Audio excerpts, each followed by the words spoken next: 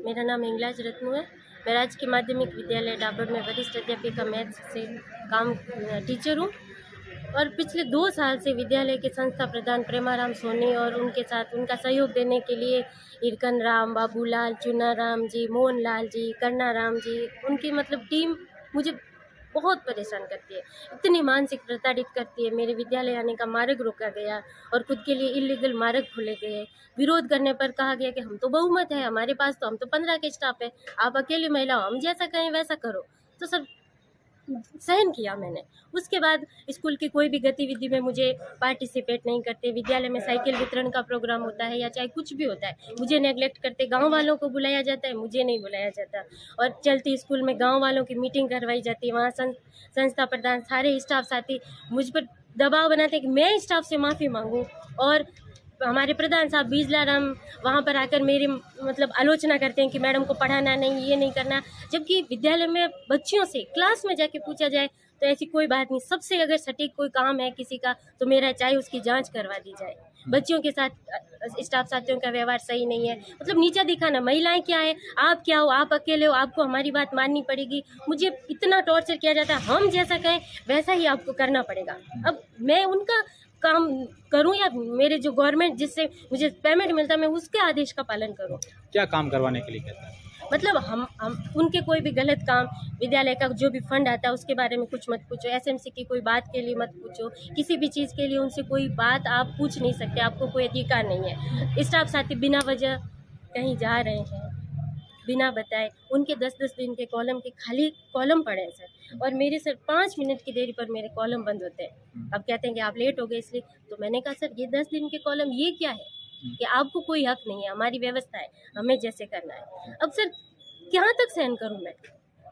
अच्छा, आपने इसको लेकर शिकायत दर्ज नहीं करी अधिकारियों को?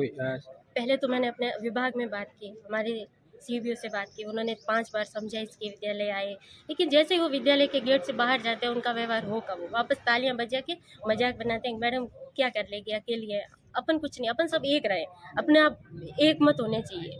फिर मैंने इतनी व्यथित हुई, एक दिन के लिए मेरी कोई लेडीज़ प्रॉब्लम की वजह से जब मैं घर चली गई 4 बजे से पहले मेरे कॉलम बंद कर दिए और मुझे स्कूल से कहा कि निकलो मैडम, बाहर निकलो। जब मैंने रजिस्टर मांगा, उपस्थिति रजिस्टर, तो प्रेमाराम ने मेरे हाथ से रजिस्टर छीना, जिसका मैंने विरोध किया। और उसके बाद मेरे लगातार 13 जनवरी से लेके 18 जनवरी के कॉलम बंद किए, जबकि मैं रेगुलर स्कूल हूँ और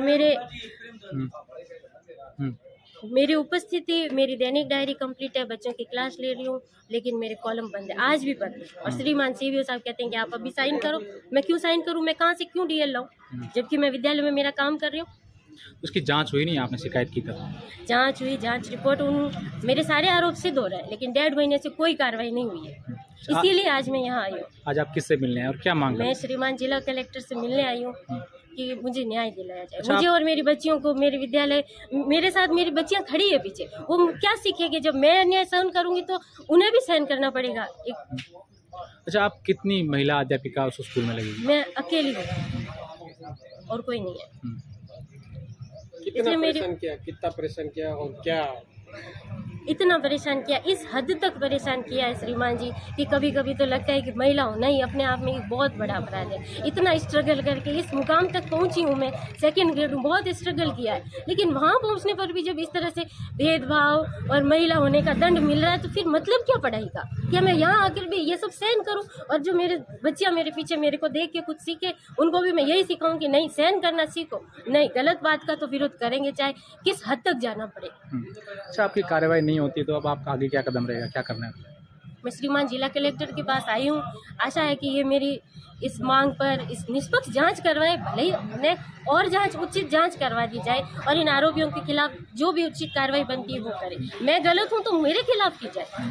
अच्छा, सरकार चाहती है कि महिलाओं को, बालिकाओं को आगे लाया जाए, शिक्षा, अभी वुमेन डे गया है, कई कार्यक्रम हुए, ऐसे में इस प्रकार के एक महिला के साथ गलत व्यवहार करना, उन भेदभाव करना अपने आप में कितनी बड़ी दुखद पीड़ा आप लोगों को लगती है? बहुत ही भयंकर दुखद पीड़ा है। सरकार के सारे प्रोग्राम फेल हो जाते हैं श्रीमान जी जब इस तरह की मानसिकता के लोग काम करते हैं। ऐसे लोगों के साथ काम करना अपने आप में इतना व्यथित करने का है कि घर पे बैठ जाते हैं। अनपढ़ होते तो ज़्यादा अच्छा होता, पढ़ लिख कर भी जब इसी तरह की बात जब सुनने को मिलेगी तो क्या मतलब? टॉर्चर करते हैं। क्या आपको अनैतिक परेशान भी किया जाता है? ये जो शिक्षक है सारे पुरुष है, तो इस तरीके की भी परेशानी आपको होती है बच्चों के साथ, या इस तरीके कुछ है? बच्चों के साथ व्यवहार सही नहीं है, क्लास में जाते नहीं है, कभी तो क्लास में नहीं जाते। और मैं कहती हूँ कि सर बच्चियाँ मुझे कहती है कि मैडम हमारे कालांश नहीं लग रहे, कहते हैं कि आपको कोई मतलब नहीं है।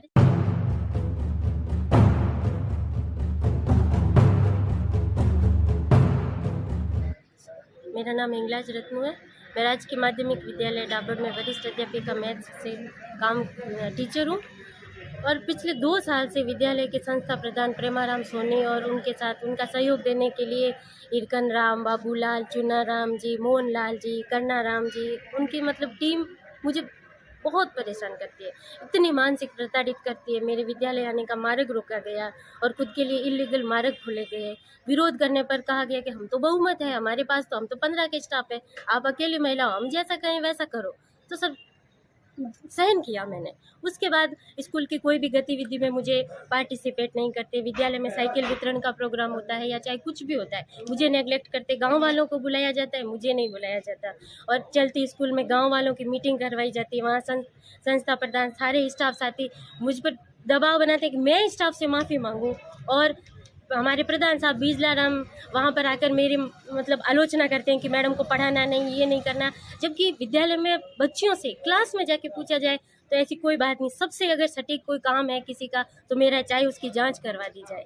बच्चियों के साथ स्टाफ साथियों का व्यवहार सही नहीं है, मतलब नीचा दिखाना। महिलाएं क्या है, आप क्या हो, आप अकेले हो, आपको हमारी बात माननी पड़ेगी। मुझे इतना टॉर्चर किया जाता है, हम जैसा कहें वैसा ही आपको करना पड़ेगा।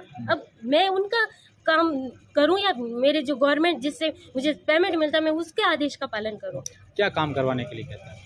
मतलब हम उनके कोई भी गलत काम, विद्यालय का जो भी फंड आता है उसके बारे में कुछ मत पूछो, एसएमसी की कोई बात के लिए मत पूछो, किसी भी चीज़ के लिए उनसे कोई बात आप पूछ नहीं सकते, आपको कोई अधिकार नहीं है। स्टाफ साथी बिना वजह कहीं जा रहे हैं बिना बताए, उनके 10-10 दिन के कॉलम के खाली कॉलम पड़े हैं सर। और मेरे सर 5 मिनट की देरी पर मेरे कॉलम बंद होते हैं। अब कहते हैं कि आप लेट हो गए इसलिए। तो मैंने कहा सर ये 10 दिन के कॉलम ये क्या है कि आपको कोई हक नहीं है, हमारी व्यवस्था है, हमें जैसे करना है। अब सर कहाँ तक सहन करूँ मैं?